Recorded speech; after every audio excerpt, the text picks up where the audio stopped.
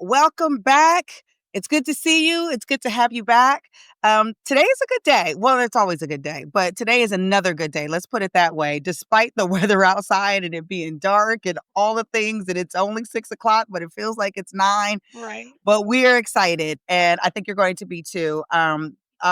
Today, my guest is someone that I know in a couple different capacities, but I'm actually really excited to get to know her a little bit better. So we're going to do this together. We're going to take this journey of getting to know her together a little bit better, both in her professional space, but also just as a person. And that's the part that I'm really the most excited about.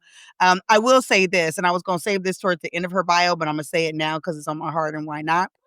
She's one of the sweetest people I've ever met. So, and I think you're going to see that in her spirit as she talks through all of the stuff that I'm going to throw at her today. I'm saying that because she just told me she was nervous about being on here. So I'm not really getting ready to throw a bunch of stuff at her. I lie. That's not true. But let me get to the introduction so that you know exactly who we're going to be engaging with today, and you can be as excited as I am. So today we have LaKresha Moultrie. She serves as the Delaware Secretary of Labor. She was confirmed earlier this year in 2025 after a distinguished career in public service, higher education, and law. She's a former Chief Deputy Attorney General for the Delaware Department of Justice. That was a mouthful. I almost did not get that out. All right. She later became Vice President of Legal Affairs, General Counsel, and Chief Enterprise Risk Officer at Delaware State University, which is where I met her.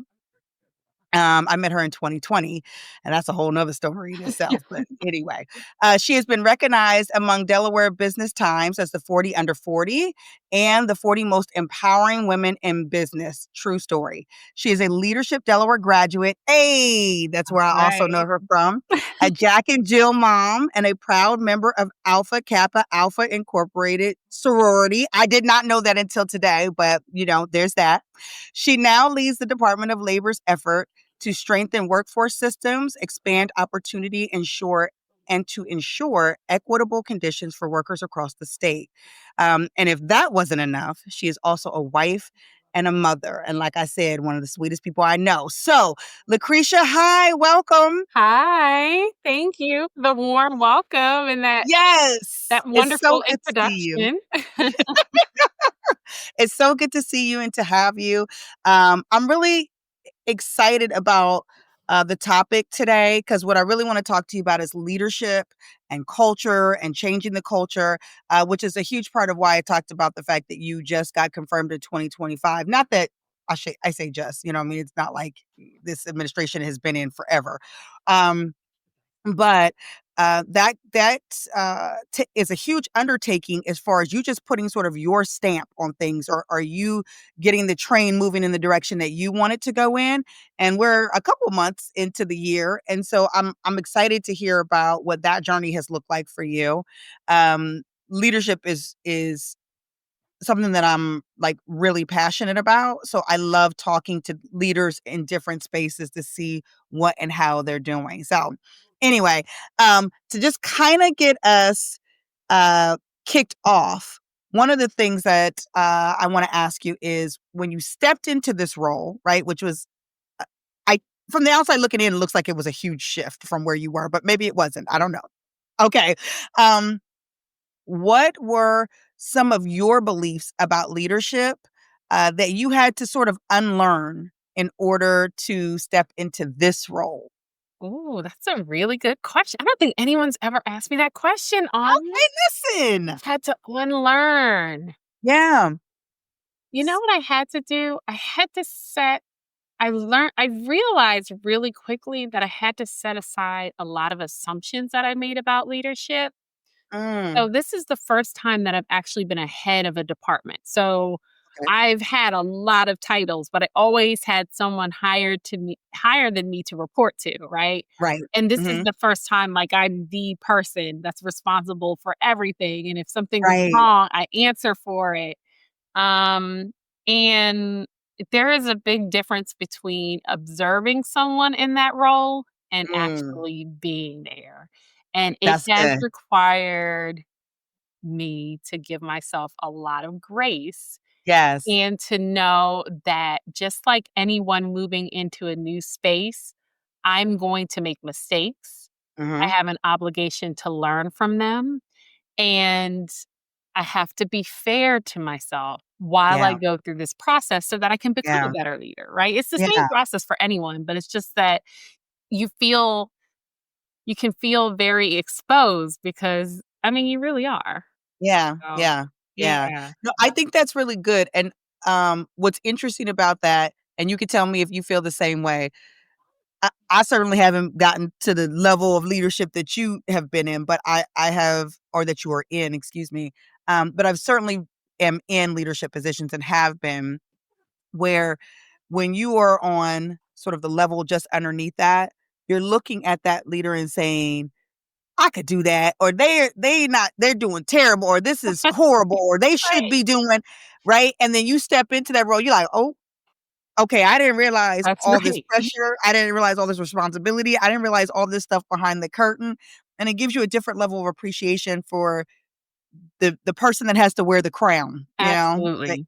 yeah, yeah. Absolutely.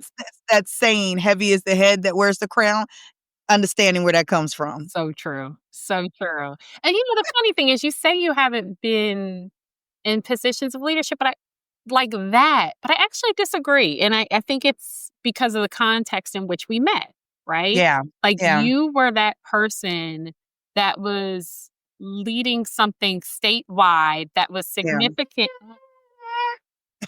Mommy, Mommy's busy. I'll be done in a minute. Um, So we met during the pandemic, Mhm. and Delaware was in a place where we really didn't know what to do, right? Right, And you were in that space where you were implementing a process that was going to establish like a framework right, that we would right, implement throughout right, the state, right? right. So you were the leader, right? Like you I guess that's fair. and I want to make sure that you're fair to yourself, right? So Yeah, me being at DSU, not really knowing what to do because I don't have a medical background, but everybody's like, "Oh, you're chief risk officer, you figure it out." And I'm like, I wasn't. That wasn't what I thought about when I signed this contract." But right, right. having you come in with your expertise and literally put your put your arms around our campus community Yeah, yeah, and give us confidence, lift us up, tell us yeah. what we're doing, show us how to do it, and then say, all right, I gave you all the tools. Now you go out there and you can do Like, it. I'll do it. That's the same thing I'm doing at labor every single day, right? Like Okay, that's fair. I bring the best me that I have to the Yeah, table. We have challenges and I come up with solutions. And then I say, all right, folks, here's our plan. Let's stick to it. And let's then do let's it. execute. Let's do it. Same. Well, you're doing a fantastic job. Well, thank you. But I think we all learn by just modeling what we've seen throughout our lives, right? We draw Right, on right. experiences and what we've observed, and then we take those little pieces from everyone that's been a positive leader that's impacted our lives, and that kind of shapes what we do in the future. Yeah, yeah. So that's a good segue, right? Because you talked about the pandemic and the things that we were doing during that time, and at that time, I was in a public safety position, and those roles, right? Even yours during that time, and especially now, we're talking about public trust, Mm. and um, ain't nothing like having to work through public trust in any sort of government any sort of government role. I mean, that is like a whole nother level of public trust. People are really, really, truly looking at and scrutinizing and just like what is happening, and we have a certain expectation. Right. Um, from where you sit now, right? What does it look like in your role to earn trust from people every day? And you're really earning trust on two levels, right? The people that report to you and the Yep. citizens that you serve. Is it different? Is it the same? What does that look like for you? I think it's the same in a Okay. lot of ways. probably the same in ways that I didn't even expect. Mm, So I think as a leader, transparency is a must, right? Like yeah. you just, even if it's a difficult conversation to have, you have to lean into that conversation and have it in a way that's authentic, right? Because people Mm, can tell. He, so indeed. that's how I try to do it. And I also think transparency in a way, um, by way of like a vulnerability as a leader. Yes. So I tend not to I tend to be intentional about not pretending that I've got all the answers, right? There's That's good. no problem that labor has that LaKresha can solve on her own, Right. right? That's good. Yeah. So, I thought the nice part that I really enjoyed was I saw both sides of it as soon as I got to labor, right? I Mhm. had a joint finance committee hearing where I was probably into the job only 4 to 6 weeks. And I'm at a public hearing where legislators are grilling me about everything labor and what are you going to do and how you're going to fix it because they're just doing their jobs, right? Are they? You want me to call somebody? Because I I might take you up on that. Well, listen. look, I mean, as they say all the time, I have constituents that I represent, and here are the Right. problems, and you took this job and you better figure it out. Right. And Right. I think it was a good space for me to acknowledge that and Mhm. just say openly, guess what? I've taken notes. I hear everything you've told me, and I will prioritize these things. However, I can't tell you I have an answer for something that I Right. haven't even had an opportunity to really understand. Right. And people Absolutely. were receptive to that, right? And I Yeah. think sometimes when we think about leaders, we think about them as being supernatural, and that's just Right. not Right. It's reality, not right? true. Nobody It's expects you just to be not true. that person. Yeah. And then I think being transparent with the staff, coming in and everyone saying, "What's your vision for labor?" As soon as I get in there, and I'm like, "Woo, I don't know yet. I just want to get to know all of you." And look, Right. I'm new. I'm here just for a few days. How about you all start by telling me what you see, and you can help frame my understanding of your work and your challenges, and then I'll Yeah. a vision for labor. That's good. Yeah, That's good. yeah. You said something and it really made me think about this, something I was pondering the other day about leadership, that when leaders um, can't admit that they're wrong, right? They can't admit that they're wrong, but wrong things happen. Uh-huh. Things go wrong. But when they never can say that it was them, then what they're ultimately always saying is that it's someone else. Like everyone else in the room is wrong. And Uh-huh. that's a really horrible leader to have to work for or under. Um, Yep. but it also just creates such suffocating, just demoralizing environment if you always have to be wrong. Yes. Yeah. Yeah. So I'm glad you're Yeah. not And creating I'm that space. intentional about talking about it, right? Because again, if we're not talking about it, we make assumptions about what's happening in the workplace, and that's not okay. So when I was putting Right. together my executive team at Labor, I said, I'm going to make mistakes, right? The purpose of my executive Mhm. team is to tell me when they think I'm making a mistake so that we can avoid the mistake. But again, that comes with just being transparent and vulnerable. I come to the table with ideas Right. and I want people to pick it apart. And I hope that they'll do the same thing with me, right? Take take a risk, come up with a really innovative idea and we can work from there. But if you never talk about your ideas and you're always afraid to make a mistake, you'll never take the risk. Exactly. It's an Yeah. idea. And it builds confidence Right. too. It It builds confidence. does. It So, does. yeah. But you can tell, like, that's just not, sometimes people are unfamiliar with that approach, and it takes time to build the trust necessary to empower leaders to do that. So it takes Because there time. is trauma. There is trauma. Yes, exactly. Exactly. There People is. just slow. I've been there. So, woo. done worked for leader a time or two. We not gonna name no names, but I'm just No, saying they out no there. names, So no names. Um, so you talked about assumptions, some of the assumptions that you made when you came in, Uh-huh. right? Uh, What do you think? I'm not going to ask you specifically what assumptions, but in general, what do you think are some assumptions that leaders can make about a culture, especially in government, yeah. that can Oh, be, yeah. um, I don't want to use the word dangerous, that can be limiting? Yes. That's better. Yeah. Yeah. Limiting. I think, so it's interesting, right? Naturally, coming into a new job, I'm going to hit Google and see everything that's going on.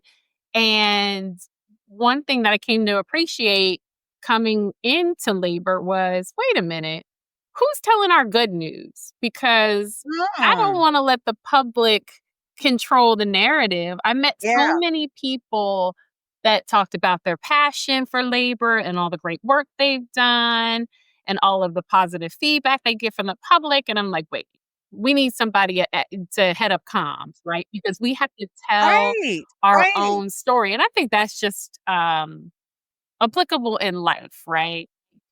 Don't make Yeah, assumptions yeah. based on what you read because sometimes it can be very one sided, right?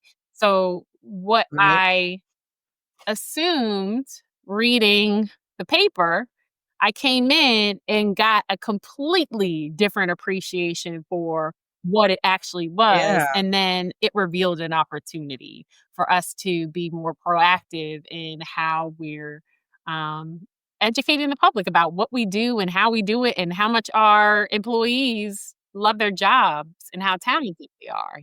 right, Yeah. yeah. No, that's really good, and you know what? That's real talk because I can't tell you that I have ever heard this is terrible, anything out of labor.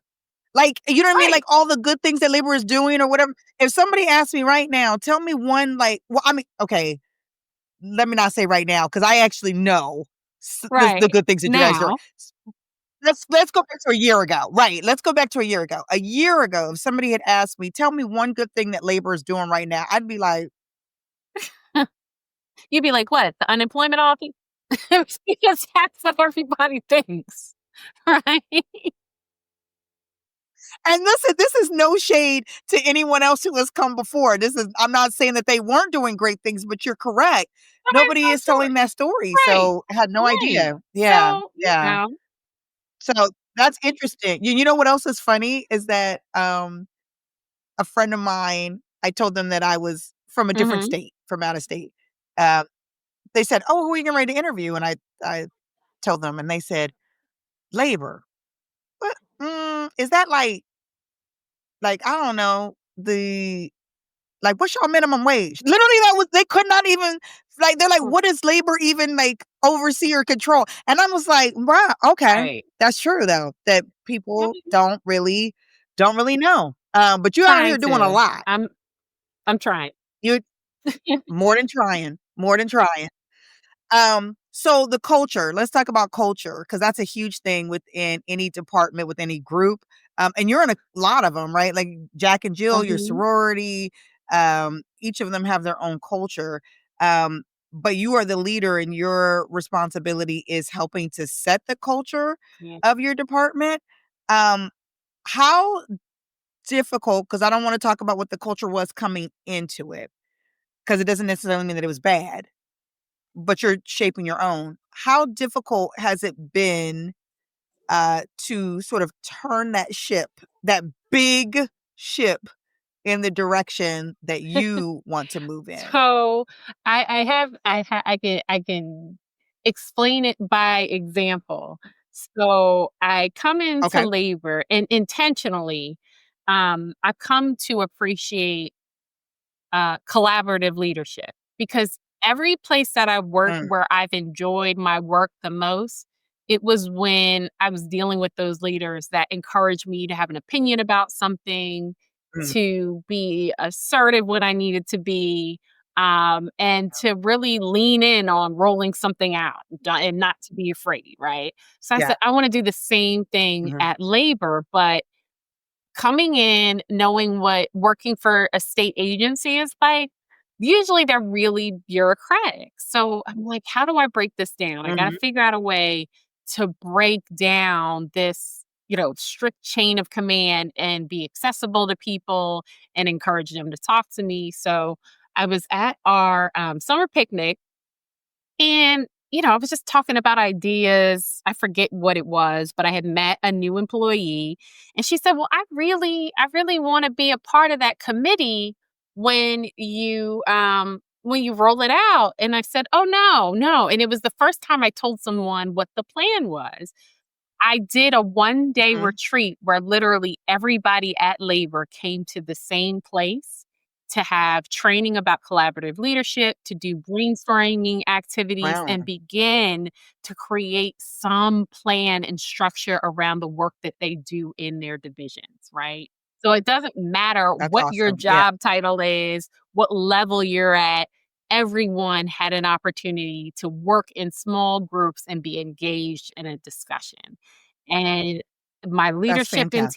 my leadership team, to their credit, they put this thing together in like a month and we rolled out a full day of really great training and uh, project development activities. And I Yeah. couldn't have asked for anything more. So for me, I'll say That's it was awesome. important not only to tell people what I wanted to do, but demonstrate it. So show them what that looks Yeah. like so that we can bring that back into the workplace.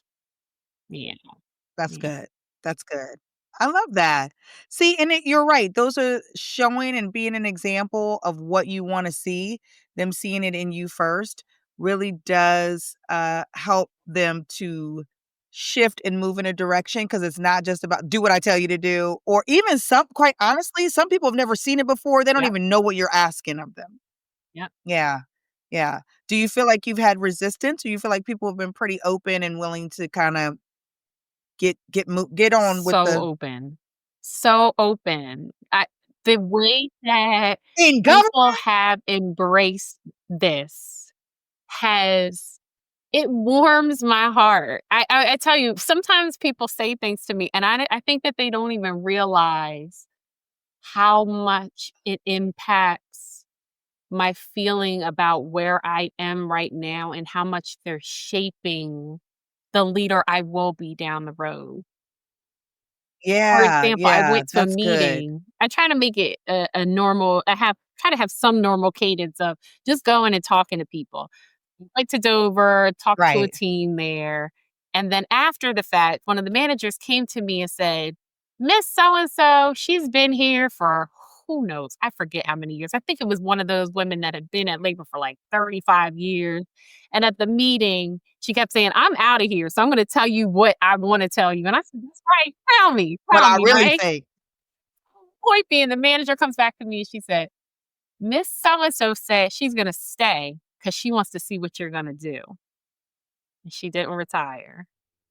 And I'm How wonderful is those that? moments, Autumn, I'm like, they Yes. don't realize how impactful that is to me, right? How that Yes. encourages Yes. me y doing what Oh, I'm that's so doing. So good. when I say that labor has embraced me in a really special way, I really mean it. Man, listen, okay. Okay. It's you.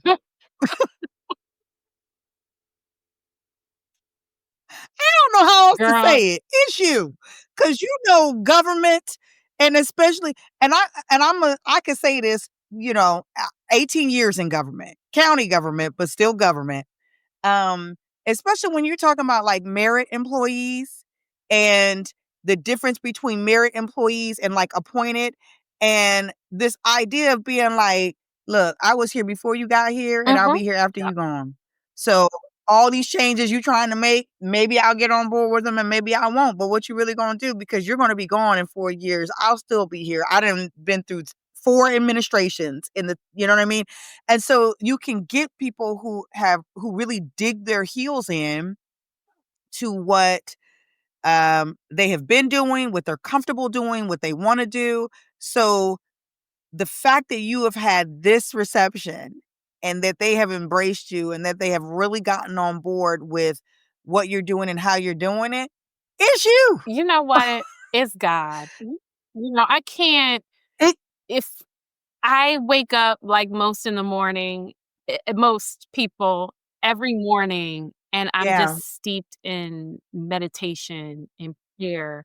And I want to be yeah. so intentional about what I do and how I do it. And I just want to get it right. So I can do it. Well, come on, Yeah, Vessel, right? Right? Like, he puts us on that path, and look, I got an obligation to get for something a right, so I'm reason. doing the best that I can. Mm, Absolutely. And it's still look, and I'm glad that you expanded it out. I thank you for it. It's still you because you got to have a willing heart, right? God works through those who allow right. themselves to be worked through, right? And you are clearly allowing yourself to be a vessel that he can use. And that is a blessing not only for the people that report to you, but for all the citizens who are going to reap the benefits Yeah, of your leadership. And that's hugely incredible because you're not, I don't know how many people employees are in labor, but you're not only leading them, but you're leading. Look, we didn't got a million. We didn't got to a I million people in this know, population right? around here, Right?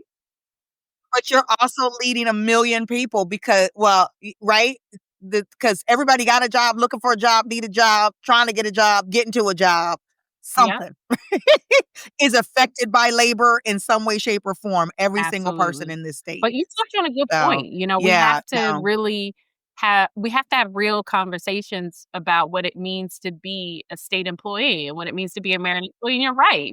Our yeah, employees have a lot of protection, right? So that means that as leaders, we got to yeah, step up our game, right? Everybody at labor cares about what they're doing. They want to do it well. So then it's on me. I can't incentivize them with money and lunch.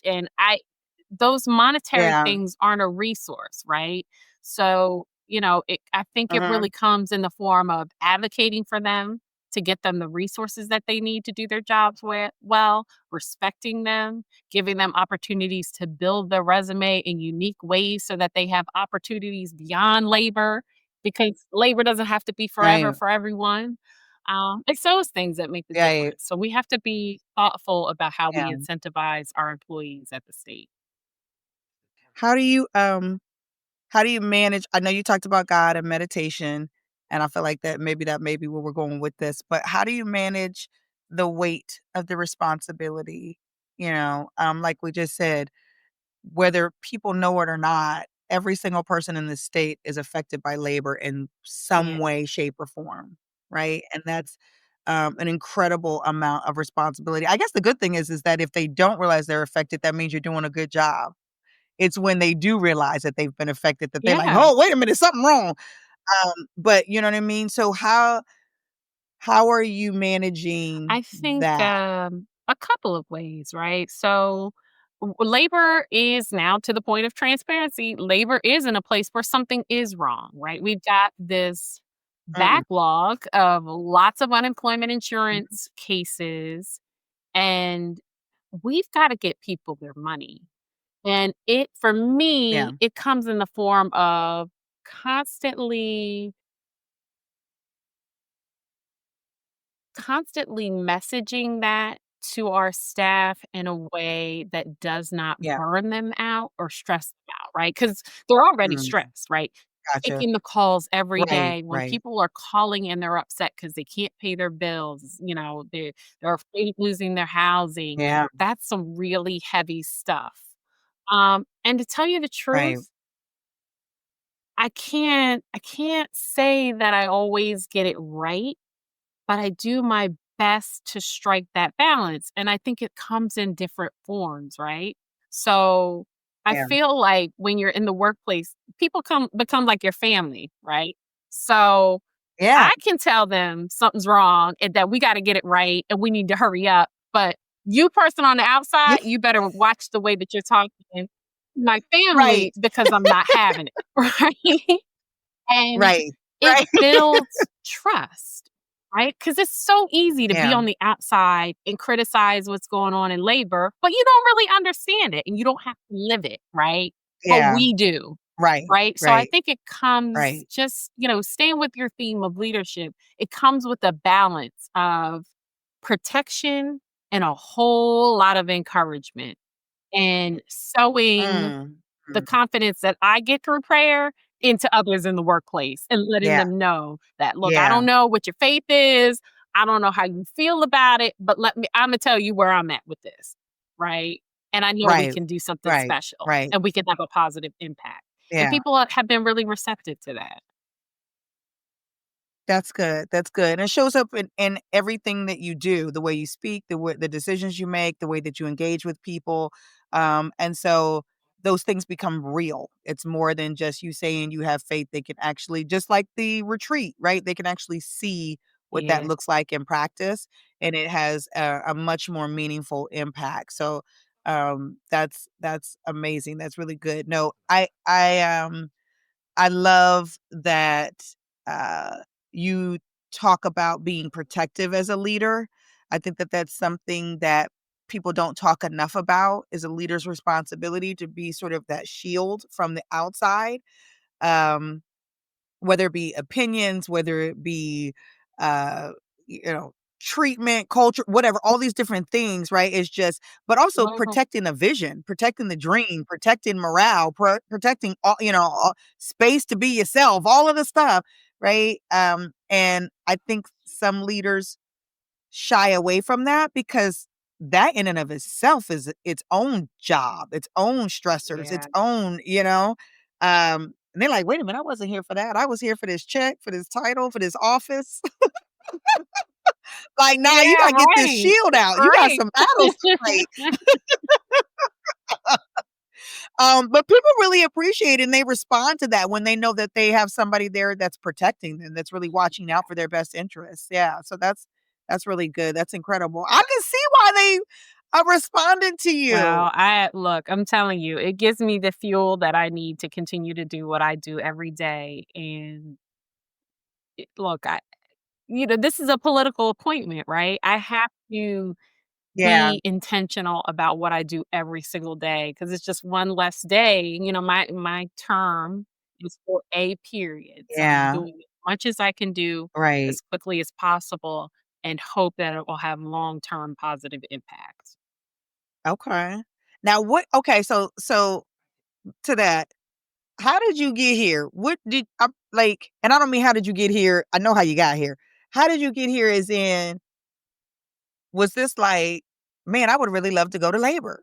Or was this like, hey, would you want to do labor? Well, let me think about that for a minute. Actually, like, Yeah. well, did you wake up in the morning and say, man, this new administration's coming in and I really want to go to It labor? is so funny.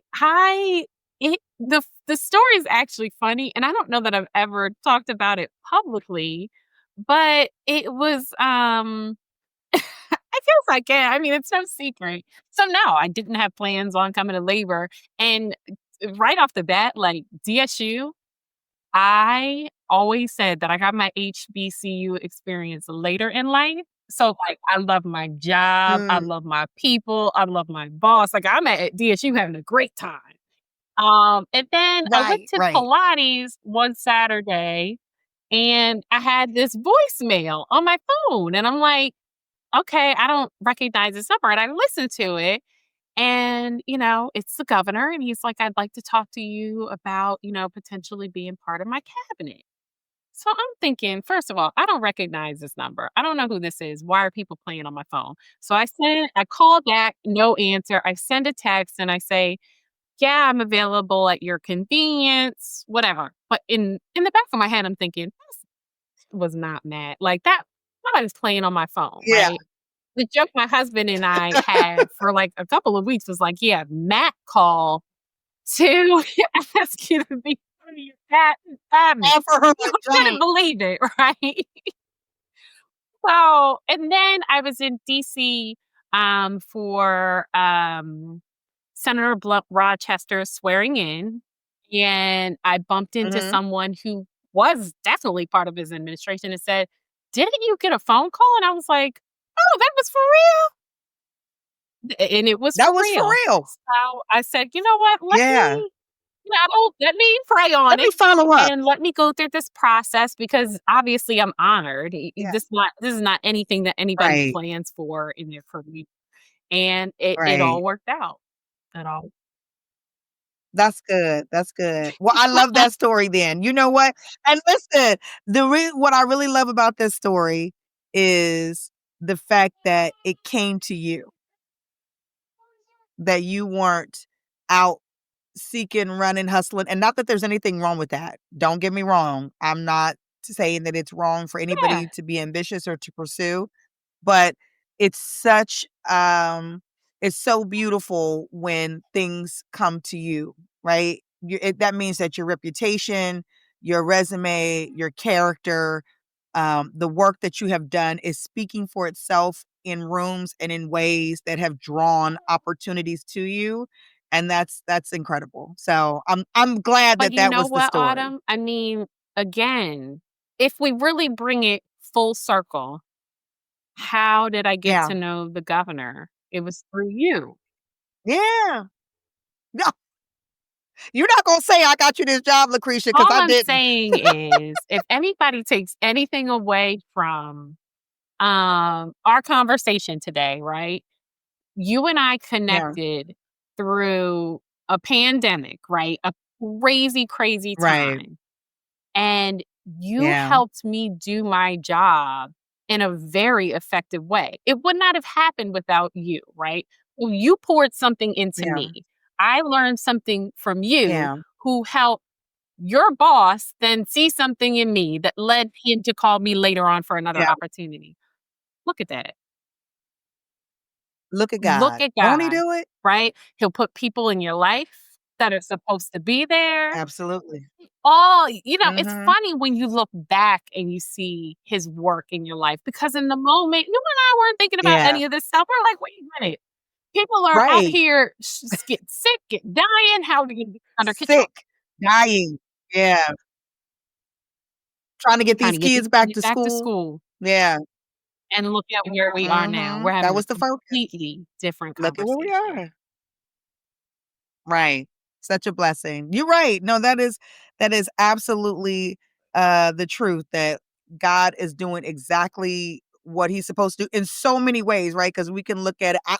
I was blessed a million times over from Mhm. that process too, right? And so and being in that situation, even just being able to sit and talk to you now in our relationship, and all the different things have been an absolute blessing to me in a lot of other ways. This conversation ain't about me, I can keep but making it about just you. saying Wait a minute, Anna. just saying, I too was blessed by that. So God was like, over and over and over and over again, really opening doors and connecting people and all the different things. And, I think it's no secret how I feel about the governor. So I think that he's an incredible human being, political things aside. I'm not even going to get into that because, whether people agree or don't agree, whether I agree or don't agree, just speaking to him as a human being, he's a really Mhm. good human being. And I think one of his really his real strong suits as far as leadership is concerned is being able to recognize talent, no matter where it is or Mm. what level it's at, and really giving people an opportunity to shine in those spaces. And that is incredible leadership. Like, he's not threatened by anybody's excellence, or what I mean, things like that. And so, which again I think Yeah, speaks to his character, and yeah, so I yeah, agree. there's that. Yeah, yeah. So I will say I didn't get a phone call, Governor. We're not gonna make this conversation about me. You're too funny. Oh, I'm playing. He knows I'm playing. He's playing. I'm playing. Anyway, so she said, I'm not in this. Um, so look, we're getting ready to come up on the end. I got two Okay. more questions for you before we wrap things up. And I really want to talk about this idea of change, where it can trigger fear because of sort of uncertainty, and both in yourself and in the people Um, that you are leading. Um, And how are you managing the fear, right? Pushing past it to keep going to, towards a destination that you believe that you can really get to, even in those moments where it may be like, oh, is this Yeah. right? Did we, should we, right? How are you managing that I fear? think it's all one thing that I've come to learn, and this is just taking time and just a lot of experience in various professional positions I've been in. It is all about taking calculated risk. Like nothing is always going Yeah. to be guaranteed, and it's never going to be perfect. And the I have found that being in my current position, right, being the head of a department, it's important to have people around you to vet anything that you're going to do, right? So you need to take in Mm, all the pros and cons, consider them, yeah. and take a very calculated risk with every decision. And then Yeah. once you make that decision, you gotta feel confident about it, and you're only pivoting out of Yeah. necessity, not out of fear. So, That's good. it's natural, right? But you That's good. just learn to Yeah. Yeah. manage the fear so that you can be effective. Yeah. Yeah. That's good. No, I love that. Pivoting only out of necessity and not out of fear. That's a good people need little things to be able to, like, really help them move along. You know what I mean? Like, what am I looking for in this moment? Is this necessary or are you just scared? Mhm.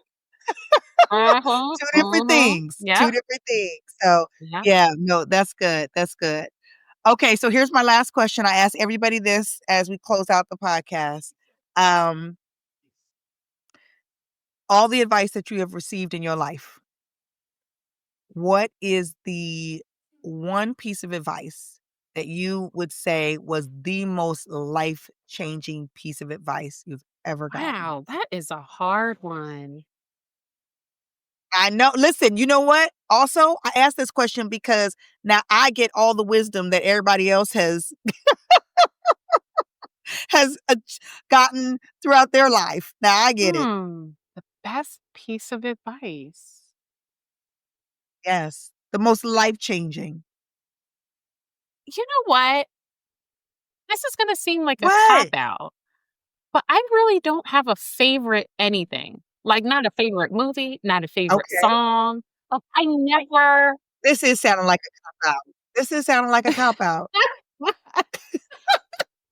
Ooh, life-changing piece of advice. Yes. It was the one somebody told you this thing, it made you see yourself differently, it made you see what was possible differently, it made you make a decision in a different way than what you originally intended to, made you see people differently. No, it's not No? anything that anyone said to me. To tell you the Okay. truth, there's not one. Oh, wait. I do. Okay, see, okay, Because it okay, was a pivotal moment in my life. So, okay. I had the first time I sat for the bar exam, I sat for Delaware Mhm. and New Jersey. I passed New Jersey and I failed Delaware, and I was like, "Oh my Delaware's gosh, hard. what am I gonna" like, it was just such a hit because you spend months Yeah, studying for the bar, you quit your job, you put everything on the line, and you just study for 12 right, hours a right. day, and I was devastated, and then I met someone who is now one of my very good friends, but at the time, I didn't know her. I actually one of Yeah. my friends at the time, she said, "Oh, I'm going to lunch with my mentor. Why don't you come along with me?" And we got to lunch, and she just went on this rant about how the bar exam does not define who you are. How throughout your life, you've Mm, been through so many challenges and so many experiences, and you draw on that to give you the strength to get up and do it again. And I was like, "You that's know good. what? She's right." Like, I've dealt with bigger She failures than this, and guess what? right. This is just a bump in the road, right? And I think we always have Yeah. to Um, that always has to be top of mind. That's why, Blake, his Right. hoodies that say "Failure is dope," I bet you a lot of people Yeah. don't get that. For me, it really Right. means something, right? Because that punch in the gut for I needed it for a reason, right? It made me more Right. resilient, and it made me buckle Mhm. down and study my butt off and go in there and kill that bar exam the second time, and then my career is just what Okay. it was after that. Look. And look at this. Oh, yes, that's it. That's Okay. Okay. See, I knew there was something that was in there. It was I love that. I love that piece of advice, and I will keep that with me as well. I think that that's really important. You're right. People are so afraid of failure, but failure can be Mhm. such a gift in so many ways. And in fact, when you look back in history, when you look at inventions, when you look at medication, when you look at all kinds of things, a lot of stuff was discovered out of failure. I was reaching for this, failed that, Yep, but got this instead. yep. Just Even part of your better. process, part of your Even better. story. That's Right. it.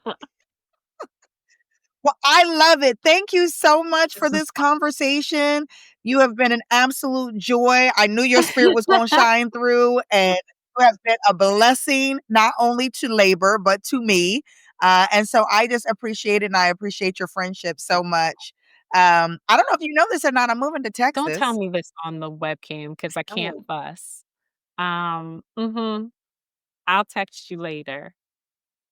That's text me later. We'll okay, I'm talk about happy it for you, later. but selfishly sad, but Yeah. Yeah. No, but this is a okay. really good thing. So, but we're definitely gonna have to get together before Agree. then. And I'm taking everybody with me from Delaware to Texas. So you're just expanding your Alright, I'll reach. take That's that. all it I'll is. take that. I'll take that. But yes, I'm very excited for you, and I can't wait to hear the details, so we'll get together. Yes, ma'am. All right. Well, you have a wonderful evening, you all. Thank you for tuning in. I hope that, again, that you were blessed by this conversation and that you got something out of this about leadership. This is an incredible woman doing incredible things. And just even a part of her story, I think, should be that knowing that things are always possible, right? Even things that you don't see coming are on their way, and that's exciting. So be ready to embrace it. Thank you, and we'll see you later. All right, bye.